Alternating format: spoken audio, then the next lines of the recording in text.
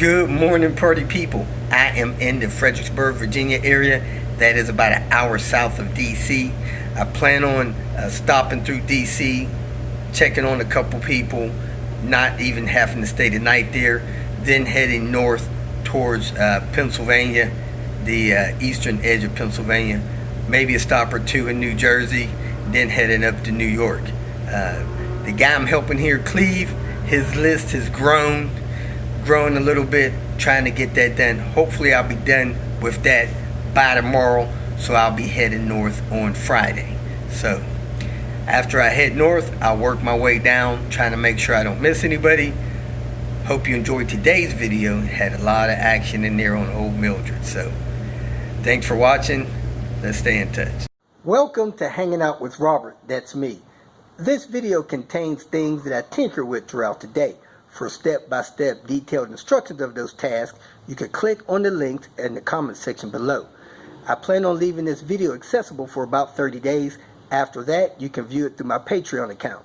This video also has tips and tricks that I've learned over the years. So, thank you very much for watching. Just had a detour in my day. This Comfort Inn.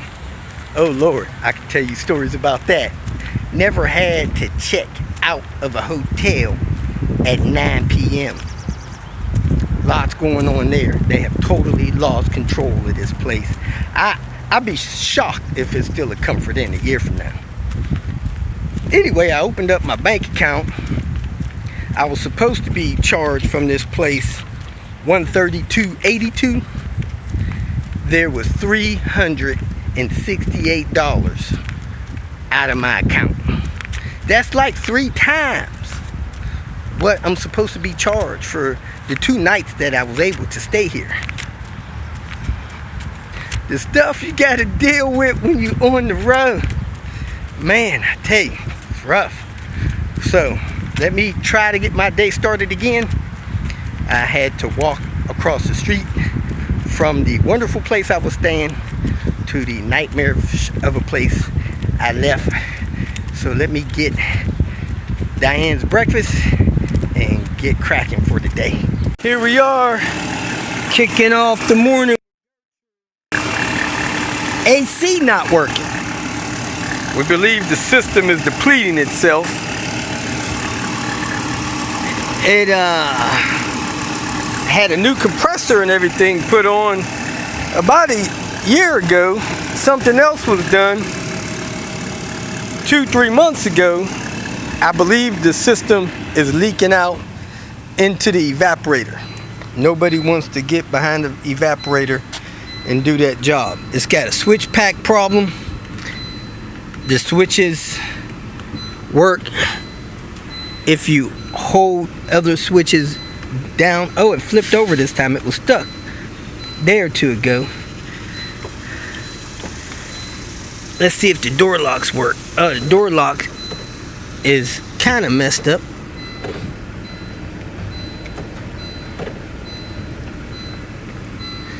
I don't know.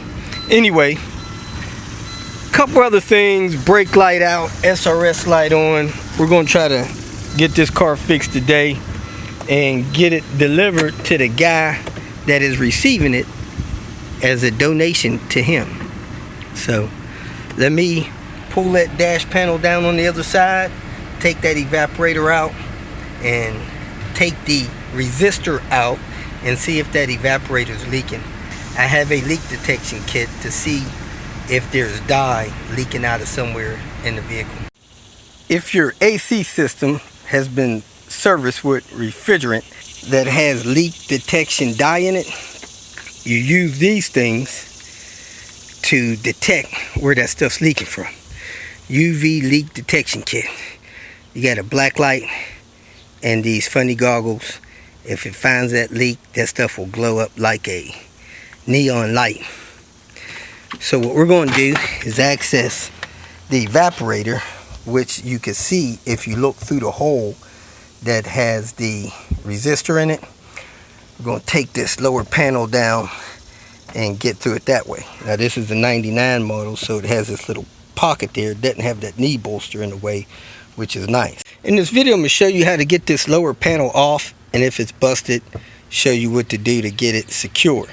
A lot of these things are destroyed because people don't know how to get them out, and I've shown that in the past, but I want to make a separate video for it.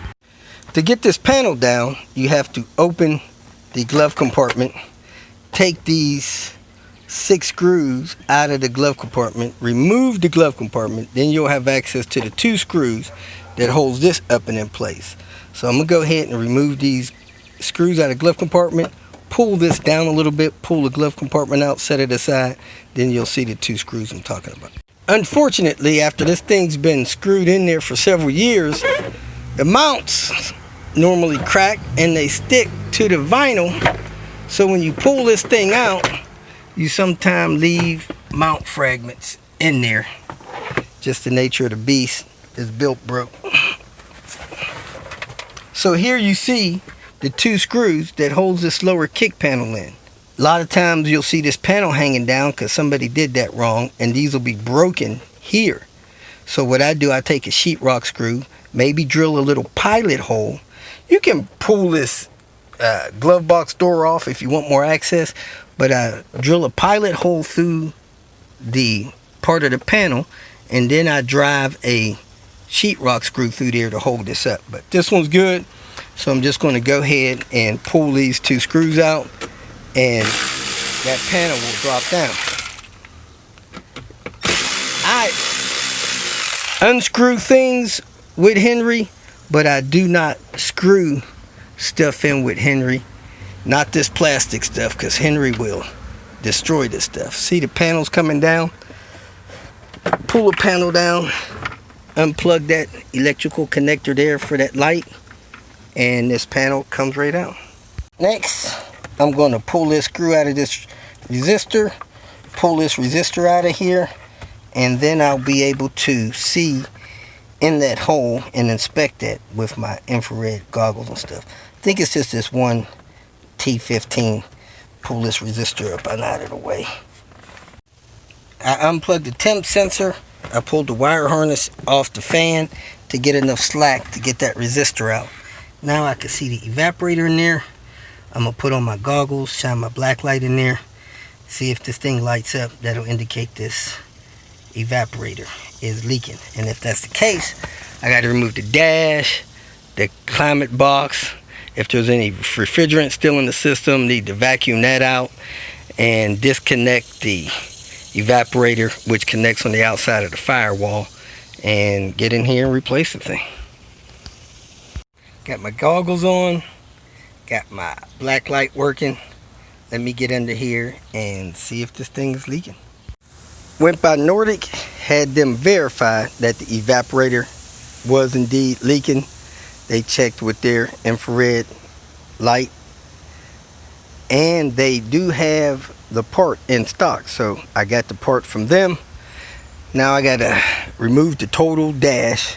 Start out with taking this cowl off, the windshield wipers, getting the 4 dash mounts loose, then going inside doing the rest of the stuff to get the dash out. Folks at Nordic was kind enough to loan me the tools to get these 2 pipes loose from the condenser.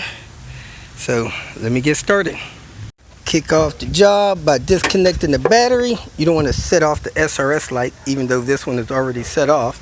Now I'm gonna pop those caps off and get this firewall cowl removed. A lot of people still don't know how to extend their hoods open. This is the thing you push down on right here. Push down on that, then you open the hood all the way. Not sure why that's an issue.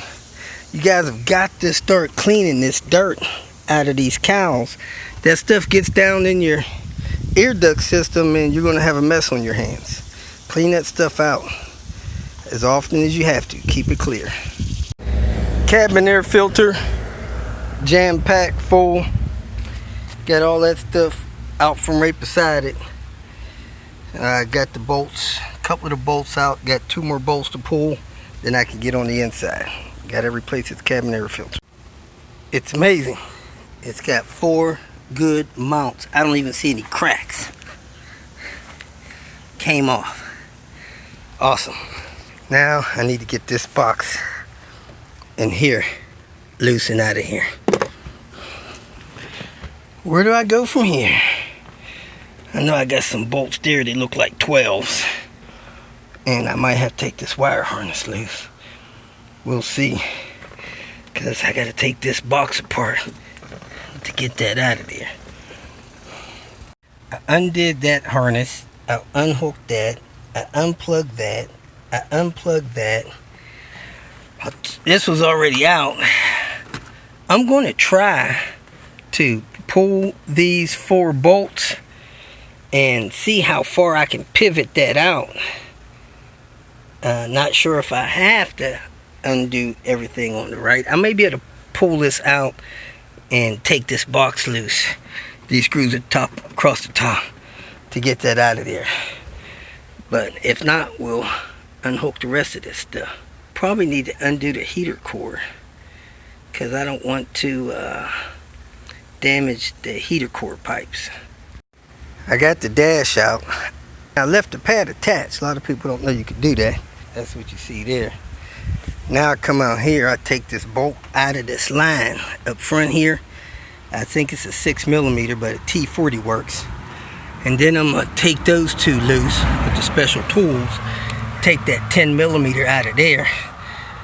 You take this bolt out so you can shift that stuff forward when you disconnect it up there at the firewall. These clips are very easy to use. You see that spot in there? You hook those over the lines, you pull those in, give them a little tug, and then pull the line out.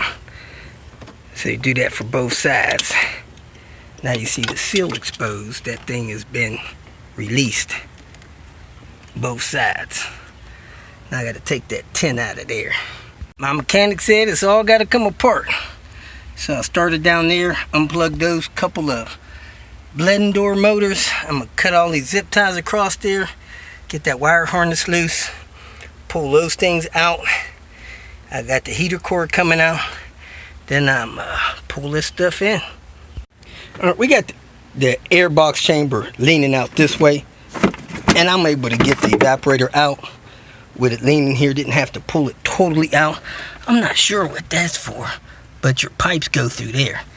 Probably didn't have to take that loose, but I did. It looked like it shifted around a little bit.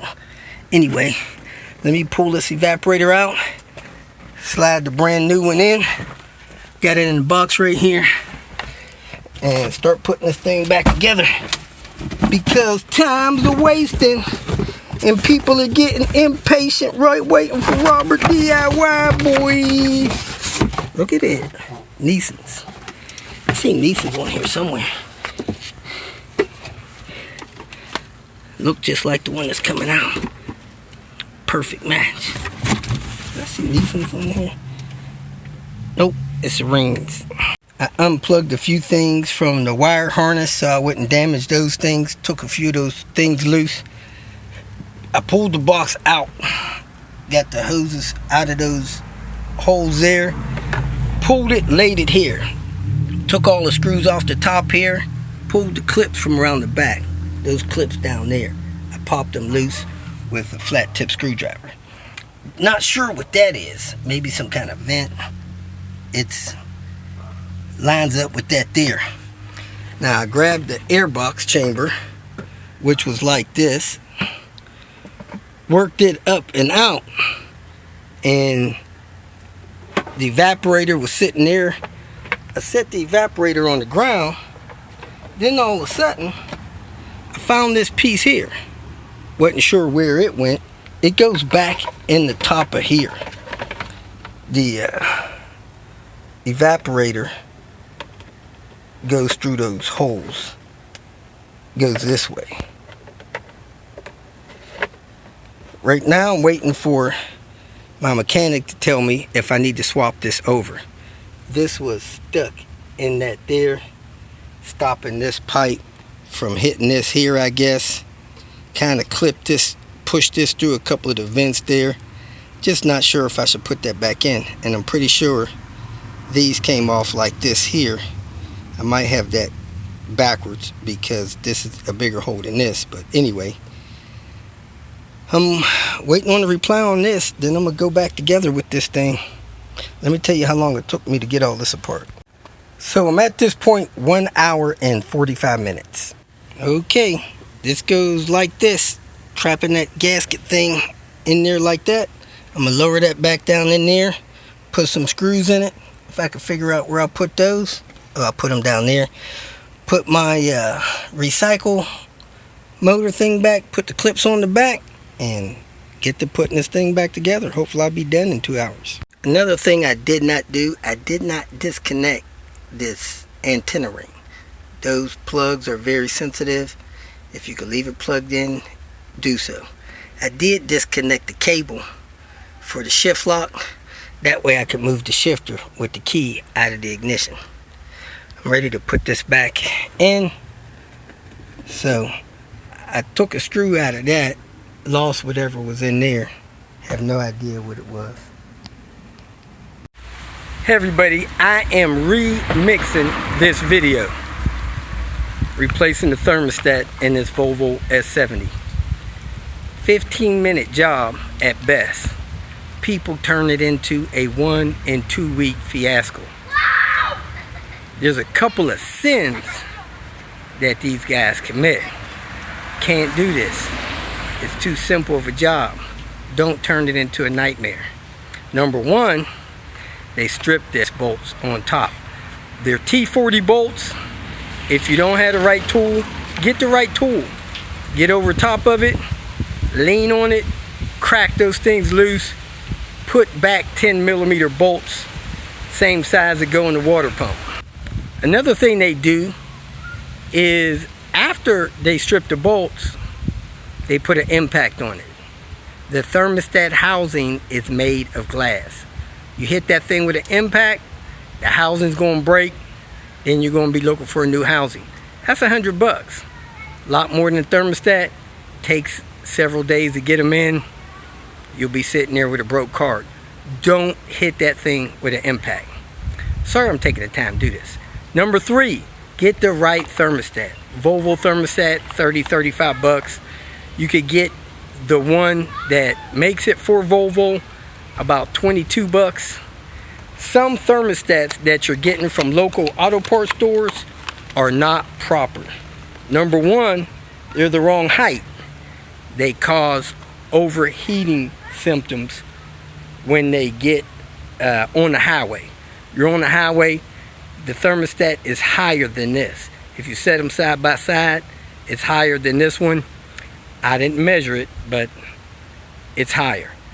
It gets jammed in there, it starts to overheat, then the fail safe kicks in. Now it's open all the time. So it's not closing, helping the car warm up right, and it's stuck open, and it's not open enough, causing the car to overheat on the highway. Get the Volvo thermostat. If you see there, it's got a jiggle pin in it. That helps bleed the system. 2-3 days later, the system don't have air trapped in there. I hear that all the time. Oh, there must be air trapped in there. There's not.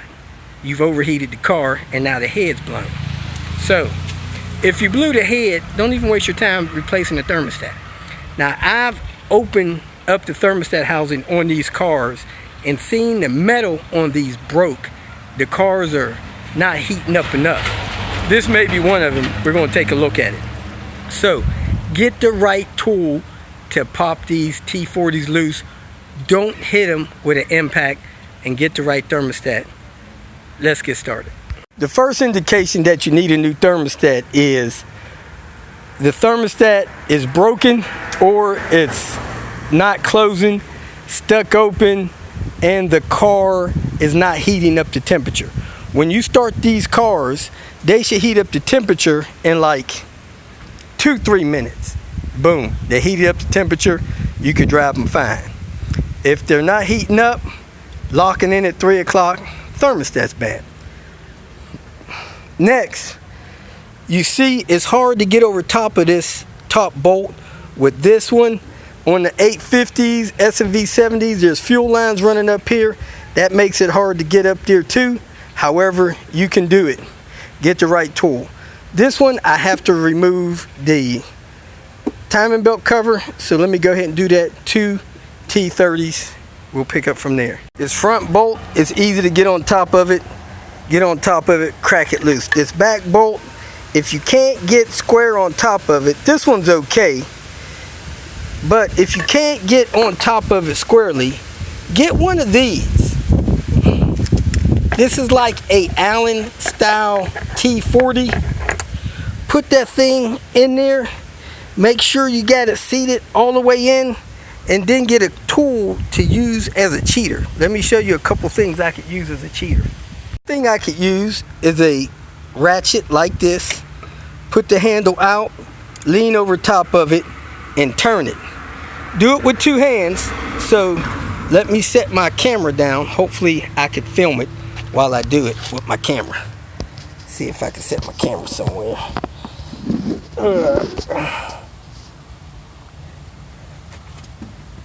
Lean over top of that thing, put it square.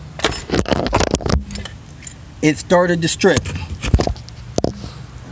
It broke loose, started to strip. So I gotta be extra careful. I'm gonna try that again. I leaned on that thing with all my might, had that leaning up against there, and it broke it loose. If you don't break it loose and you strip it, that's okay. Get a drill bit, I'll show you in this next video. Drill the head off of it and get it off that way. This one out here, you could break loose with the ratchet and the extension. Let me get that one out. That one came out. Like I said, if you don't get it out, you strip the bolts, drill it out. Do not try it with an impact. Once you drill the head off of it, you can lift the thermostat housing off of it. And then, once the thermostat housing is lifted off of it, you could pull the screw out with your finger. Now, I don't put these T40s back. I put 10mm screws back that I get from water pump replacement. So, I will put the size of that bolt in the comments, but water pump bolts work fine in this application.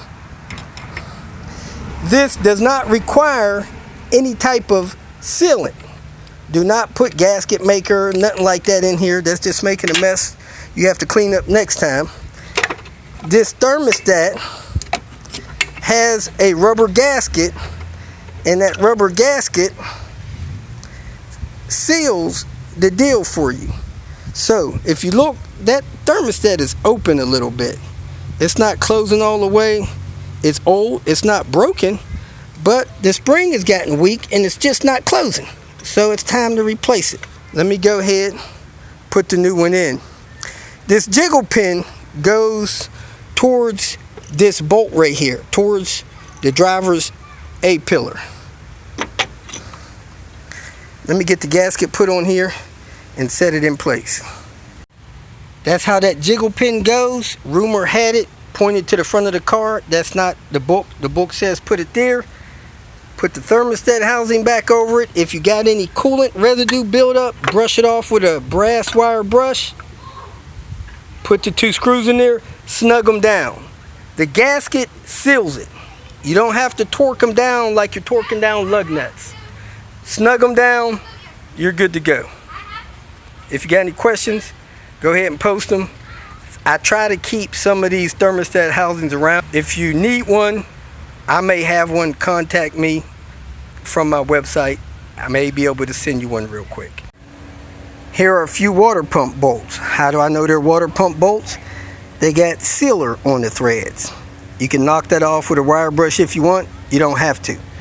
Some of them have shanks, some of them don't. As long as the shank isn't thicker than the housing, you can use it. See that? The shank is half the thickness of the housing. That's fine. Those threads go clear through to the ground.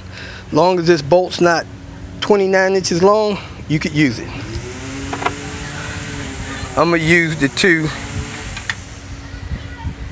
longer ones, but it really doesn't matter. As long as you can get that much thread in there, you're good to go. So that bolt there is good to go. You got 8 or 9 threads going into the housing. Now I get to get some of this dirt up down in here with the portable vacuum.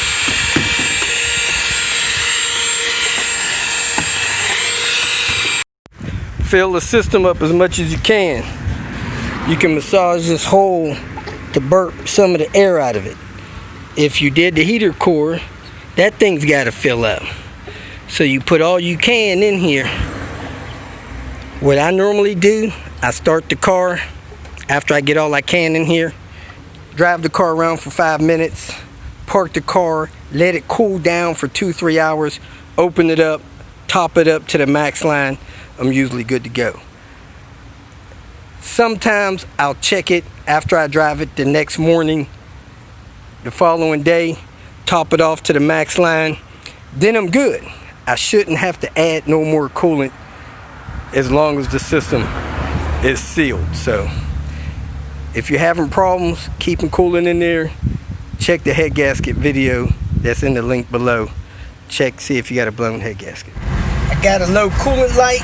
It's not intermittent. I'm right here by my destination, so I'm gonna pull over and I'm gonna try to fill that thing up with the car idling, since I know it should be just a little low from my coolant work I was doing, and I should be able to top that off. So let me see if that works. If you feel that this information was useful, please like it and share it with your social media friends. You can subscribe to my channel so that you will get notifications of future videos that I post. You can follow me on Twitter, and if you need to contact me directly, please visit my website. And if you have any questions, leave them below, and someone or myself will reply to them. Again, thank you very much for watching.